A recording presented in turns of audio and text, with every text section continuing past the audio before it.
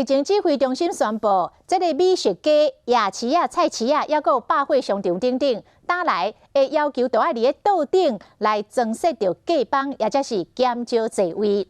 啊，这个国道3号南投服务区都已经有来倒这个架帮咯。啊，即摆病毒当咧流行，一寡做食的生意真歹，南投都有小食大的业者。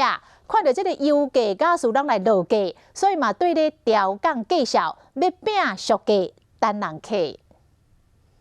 打上挂一块牌写油价调降，本店的产品调降5块，起袂少人。特别来消费，其他都没有降，只有它降。现在会降价的其实很少了。店家讲，所有物件拢有调降，一碗肉素大面，佮加一碗4种料的汤，只要50块钱。油价啦、瓦斯都降幅度蛮大，这些回馈给消费者。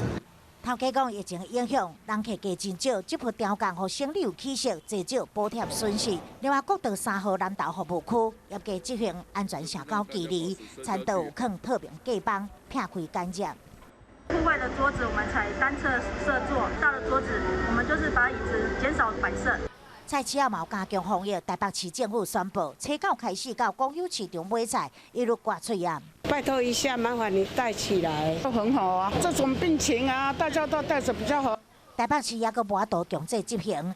新北市是祭出食安法，公有市场夜市间二手货市场的摊商专门挂嘴烟，无遵守罚款3万块起跳。中央疫情指挥中心嘛宣布，夜市、市场相关百货购物中心，只要用餐区的公共场所，拢要纳入规范。餐饮的部分，在夜市的餐饮需要去做隔板的，或是座位数要减少，也都会一并在这里面一并会去做处理哈。指挥中心嘛针对56场所加强总量的管制，像单一的出入口或者是停车场总数，达到安全带都有警报。详细内容拢会规划出指引，让民众参考。